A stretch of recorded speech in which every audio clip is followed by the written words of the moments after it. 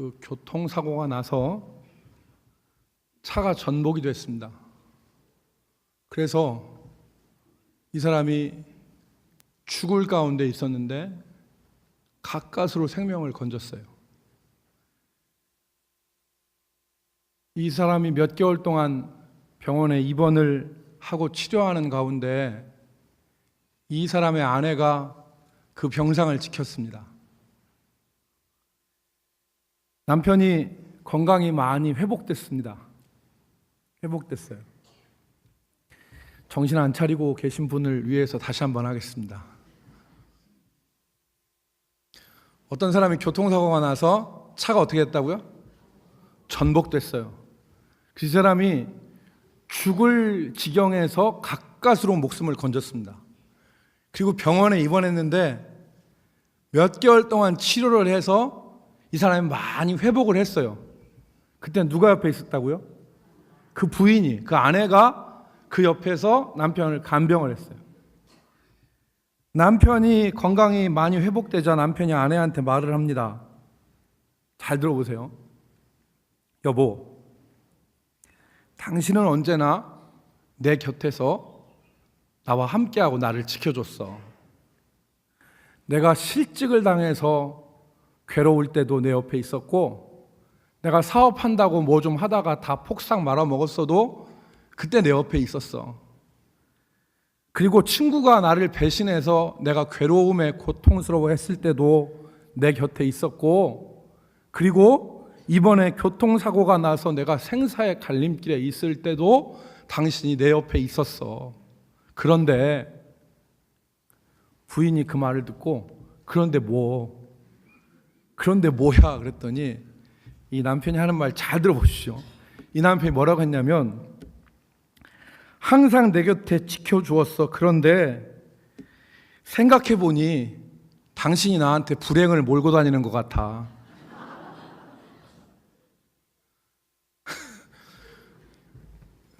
그 기가 막히죠? 기가 막혀요. 그러니까 남편이 그랬대요. 당신이 내가 이렇게 불행을 많이 당했는데 당신 나한테 불행을 몰고 다니는 것 같아.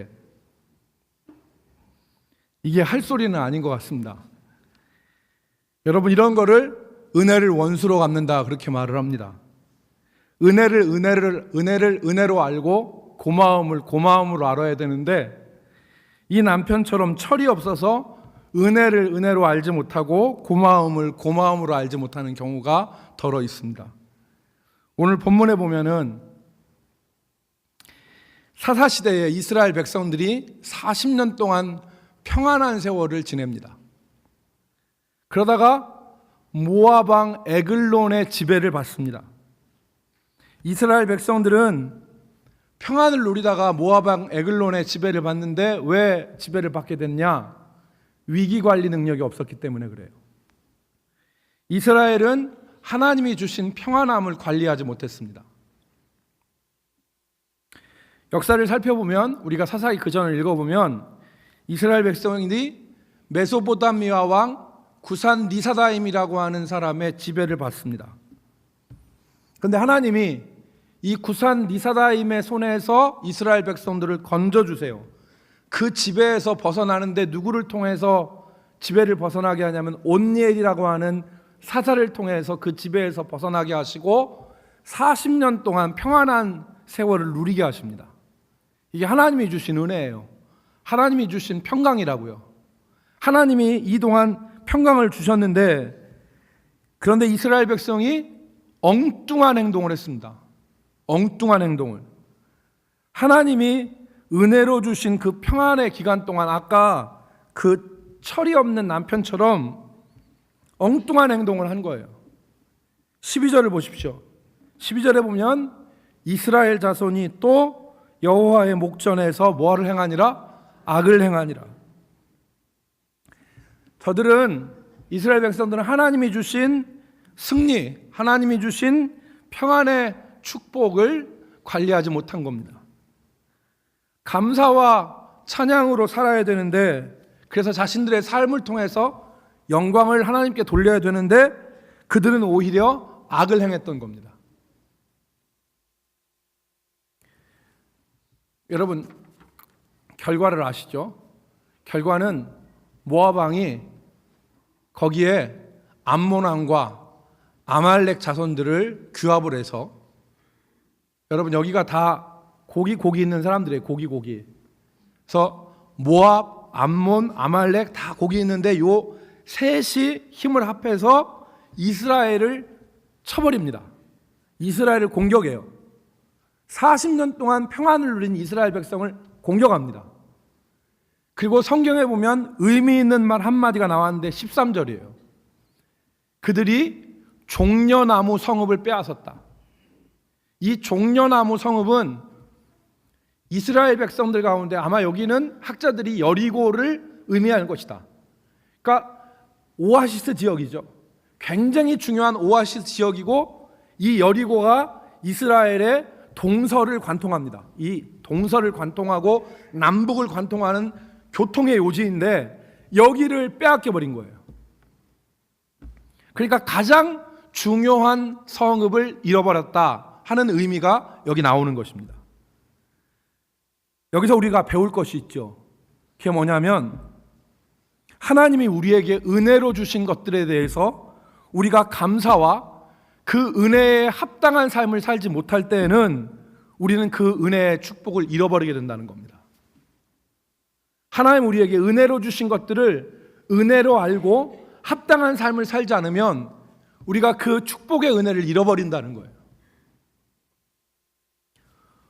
어떤 오아시스에 사는 노인이 있었습니다. 이 노인은 원래 태어나면서부터 이 오아시스하고 야자수가 가득한 여기서 살았어요.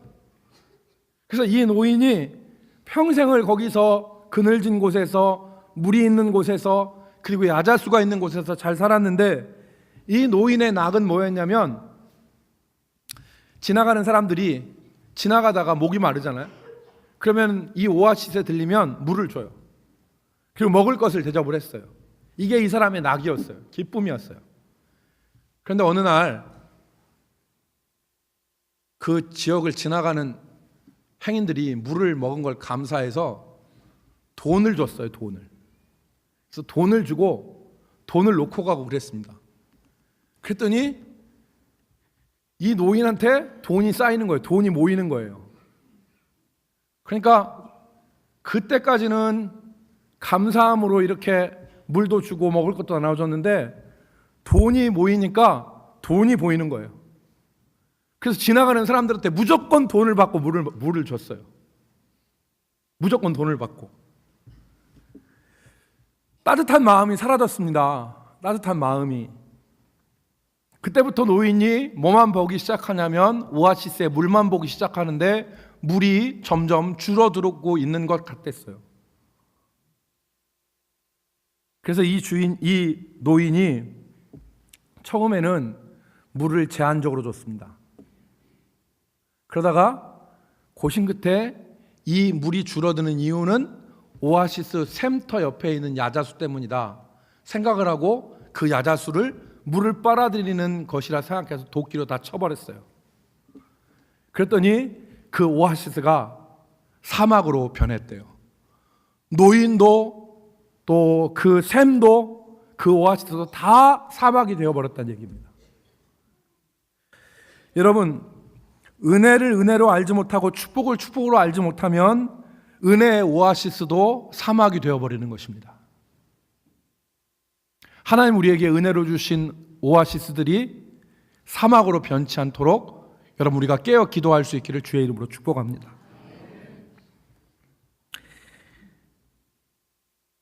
서구 교회들이, 영국의 교회를 비롯해서 서구 교회들이 하나님이 주신 축복을 축복으로 알지 못했습니다.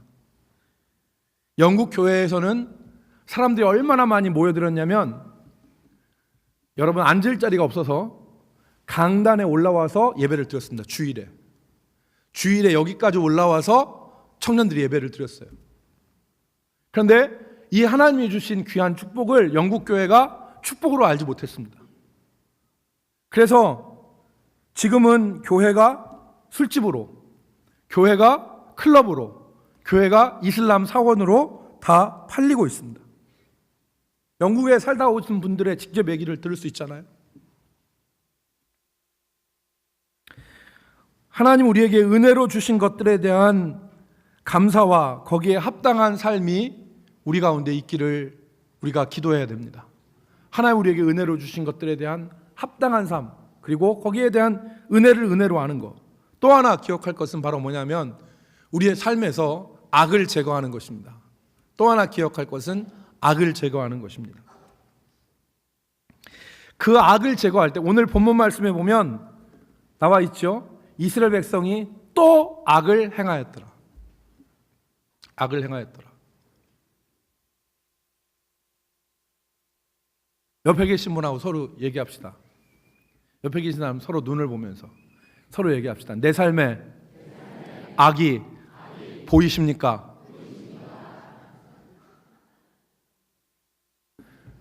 내 삶에 악이 안 보여. 내 삶에 악이 보여요? 옆에 있는 사람 내 삶에 악이 보이나? 안 보이죠. 그건 나밖에 몰라. 잘 안 드러나요. 그죠? 그런데 그 악을 제거해야 돼. 내 삶에 있는 악을 제거해야 돼. 오늘 이스라엘 백성들이 하나님 앞에서 악을 행했어요. 그래서 평안의 40년이 지나고 압제의 18년이 시작된 거예요.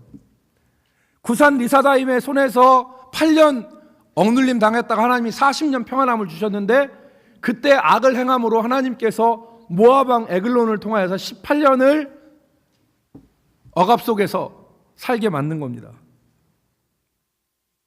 오전에 한경진 목사님 얘기를 했는데 한경진 목사님이 10대 오산학교를 다녔다고 그래요. 근데 그분이 거기에 그렇게 썼습니다.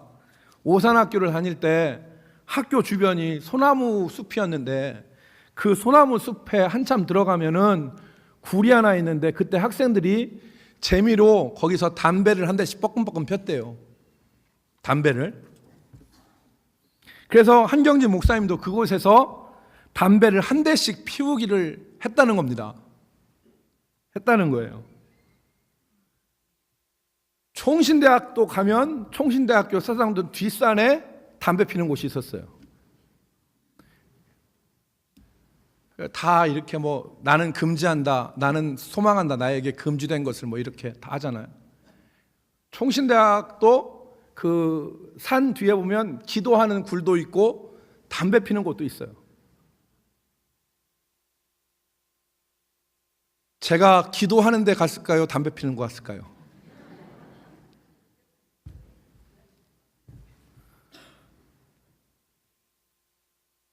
그러니까 그 오산학교에 담배 피는 굴이 있었다는 거야. 담배 피는 굴이요. 그런데 한경진 목사님이 오늘날로 얘기하면 규율부장이 됐대요. 규율부장이. 학생들을 선도하는 선도부장이 된 거예요. 그리고서 자기가 규율부장이 됐는데 자기가 담배를 피우면서 학생들을 바르게 살자고 얘기하는 것이 양심의 가책이 되어서 그때 그 숲속의 굴에 가서 담배각을 쥐 틀어가지고 바닥에다 집어 던지고 와서 자기는 그 이후로부터 담배를 피지 않았다 그래요. 그런데 그때 후에 간 동무들이 바닥에 떨어져 있는 비틀려진 담배각을 보고 누군가 여기에서 담배를 끊기로 결심하고 나갔나 보다 하고서 담배를 끊은 친구들이 많대요. 그 결단이 한경진 목사님을 만든 거죠. 그 결단이. 그 굴에서 담배값을 비틀어서 집어던진 이 결단, 삶에서 악을 제거하는 결단, 이게 없었으면 미래가 없었던 것이죠. 오늘 우리 가운데 이 악이 있다면 담배값을 비틀어서 던진 것처럼 우리 가운데도 악을 제거하는 역사가 있기를 바랍니다. 그래야 축복 가운데 살 수 있습니다. 그래야 축복 가운데. 두 번째, 우리가 이 본문 말씀에서 생각할 수 있는 것은 아무리 어려워도 절망의 상황이라도 하나님은 구원의 길을 우리에게 허락하신다는 겁니다. 아무리 어려워도. 오늘 15절 말씀에 보면 이스라엘 백성이 모압 왕 에글론에게 지배를 당하여 고난을 당했는데 그 횟수가 무려 18년이라 그랬어요. 우리가 경험하듯이 18년은 짧은 기간이 아니에요. 이스라엘의 모든 제도가 모압화되었을 수 있습니다. 그러고도 충분한 시간이에요. 18년 동안 지배를 받으면. 그때 하나님이 한 구원자를 세우셨어요. 한 구원자. 그가 누구냐면 에웃이에요. 왼손잡이 에웃이에요. 여기서 왼손잡이라는 말은 오른손을 쓰지 못한다는 뜻이 있습니다. 오른손을 쓰지 못하는. 그러니까 이 에웃이 나중에 여기서부터 여기까지 되는 요 칼을 자기 오른쪽 다리에다가 숨겨가지고 가서 모압 왕 에글론을 찔러 죽이고 거기서 이스라엘 백성들을 구원해내잖아요. 그 사람이 누구냐면 하나님이 구원자로 세우신 사람이 누구냐면 왼손잡이 에웃이에요. 그러니까 하나님은 어떤 하나님이시냐?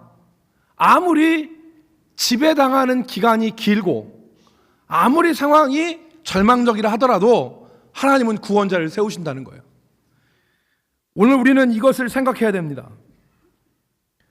우리가 너무 패배의 역사에 오래 젖어 있다 하더라도 우리가 도저히 여기서 벗어날 수 없는 것 같은 죄악이 우리 가운데 있다 하더라도 하나님은 비록 우리가 오른손을 쓰지 못하는 한쪽 장애를 가지고 있다 하더라도 하나님은 구원자를 세우시는 거예요.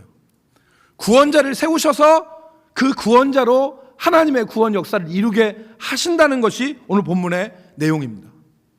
그러니까 오늘 하나님 앞에서 우리가 생각할 것은 모압의 압제에서 벗어나게 하신 하나님이 오늘 우리의 삶에도 구원의 길을 허락하여 주시고 예비해 놓으셨다는 것을 우리는 바라보길 바랍니다.